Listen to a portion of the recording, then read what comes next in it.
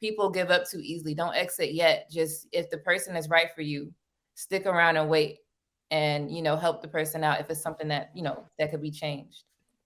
But what does that mean? Without context, don't that make the woman somewhat of a doormat? So can you add at least context to that for the audience? Because you're going to have women just out here just as doormats, just waiting on a man to change. You know what I'm saying? Well, your example was trash, talking about some bacon. So I don't know about that context. But okay, I could give some. So women always complaining about a man being messy and I got to pick up his clothes and shit. That type of stuff is silly. We talking about clothes on the floor. Now, I'm not saying that that's a responsible action. Obviously, if you're an adult, pick up your drawers, right? But what else is he doing? Is he providing for you? Is he taking care of the other necessities that you want? Are you getting these roses or whatever it is that you require from this man? All right, he didn't pick up his drawers. That's small, simple shit. Pick it up and help him be tidy, because obviously he missed that when he was young. Right? Or maybe he just doesn't give a crap because he's working, paying for, whatever it is that you want. So those little things I'm talking about, you could help work on tidiness. It's not the end of the world. Okay, yeah. You're going to look at it like, oh, that's like a kid. Don't look at it like that. Just look at it. He got other priorities, right? So then you work on his priority that might be missed, all right? He's not clean. So help him be clean, because you got to always look at the bigger picture. Look at with the good outweigh the bad. Everybody looking at all this simple, it's not even bad. It's just, he's just not clean. That's not like he's not a bad person. He's just not clean. Women on men that is not clean and discredit them. Like, that's silly. Like, stop all that. And then I think I said this on a panel before. There's a woman that people do this. Have a man, right? Their side of the room is jacked up. Guys, listen up. As you get older, the best way to continue to look young, exuberant, and vibrant is to continue to take care of your skin. That's why I'm excited to have Teej Hanley as the sponsor of today's video. You heard me talk about them before, and you're going to continue to hear me talk about them because I believe in their products and the positive impact that they have on every man's life. Teej Hanley makes taking care of your skin so easy. They provide you with all the products you need and nothing that you don't.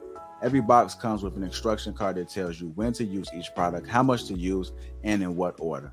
Lapeef family, I must admit, skincare wasn't always something I always focused on, but since I started using this system, I've seen improvements in the way my skin looks and feels. And you don't have to take my word for it. They have over 5,000 5-star reviews on their website from satisfied customers from around the world. I recommend you start with the level 1 system, which comes with all the basics: a daily face wash, an exfoliating scrub, an AM moisturizer, and a PM moisturizer. In addition to amazing skin, members of Teej Hanley get tons of benefits, including at least 20% off retail price, the ability to customize your box, pause or cancel at any time, and free US shipping. And because Teej Hanley is sponsoring today's video, they're offering my viewers a great deal. Just click that first link in the description and you'll get 30% off your first box plus the free gift. Seriously, that's an amazing deal. Even though it's too early, as I often say, it's never too late. Click that link and get started today. Your side of the room is all nice and pretty with candles. All right. You're going to leave that side of the room like that because you're saying he needs to grow the fuck up. Well, maybe you should grow the fuck up and help that person grow, because some people just don't have it together. It's not the end of the world. Listen, this is crazy. Here we go. You shouldn't have to do nothing for a woman. Go on and say it. Well, first of all, any man that's programmable by a woman is not a man, it's a boy. Any man that's programmable by a woman is not a man, it's a boy. And more importantly, let me add additional context. He's a boy that is looking for a mother, or he's a boy that is not used to being in a position of power to then direct a woman to do what she's supposed to do instead of it being the other way around. That's A. B, this bedroom is your responsibility to clean, take care of. Yo, listen, when I get out the bed, I'm not thinking about making up the fucking bed. I'm not making up the bed. I'm not going to do it. If you want the bed made up, then make up the fucking bed. Oh, man. And I'm sitting right here with my chick right next to me. So, like, I don't just talk shit for the sake of the internet. Like, this is real life. My chick is sitting right next to me. See that? If you want the bed made up, then make the fucking bed up, right? Okay. So that's B. C, once you start having sex outside of marriage, you're a hoe anyway. I don't care what you think. I don't care what your sentiment is. I don't care if you're a reformed hoe. I don't care if you a new virgin because your pastor prayed over you and you feel better about yourself because you received the Holy Ghost, saved, sanctified, and speaking in other tongues. That don't mean nothing to me.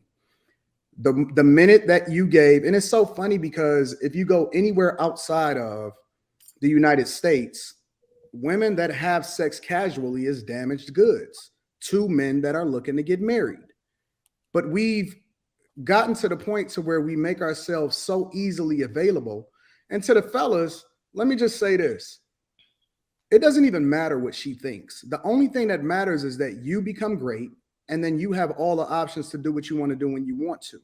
And so it's her responsibility to make sure that she's the best option that you have by fitting into your program. But the minute that a woman starts to tell you what it is that you need to do differently is the minute that she needs to get her keys and then get in her car and then go to her place and make sure that she don't ever come back.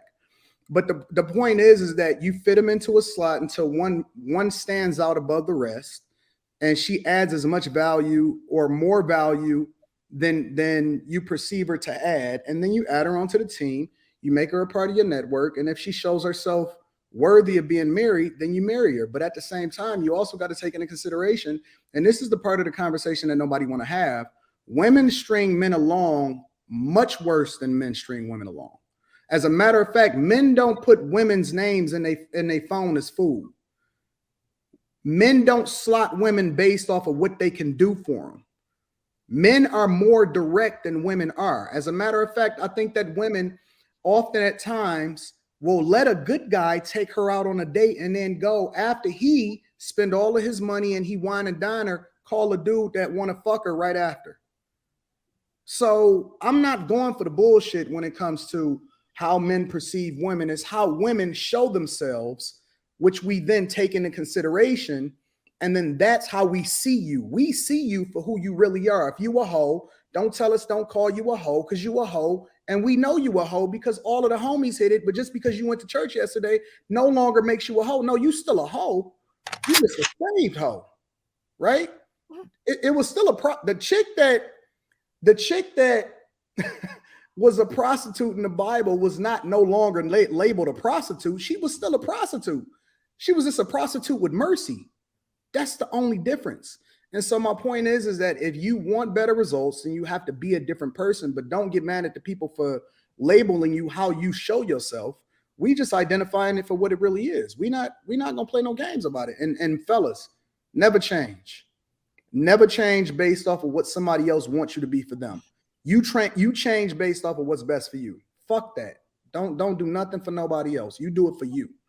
All right, so I gotta go totally easy. All right.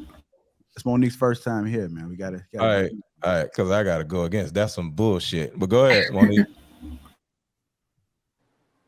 Hey everybody. I'm going to answer Lapeef's question. The way I was raised, my dad always told me and my sisters that men perceive you these 5 things. He taught it was 3 H's and 1 P and 1 B. And it was basically like, he was like, either a man going to perceive you as the party girl, or he go perceive you as the businesswoman, somebody he probably can do business with, or the homebody, like somebody that could come over and chill like a homeboy, high maintenance.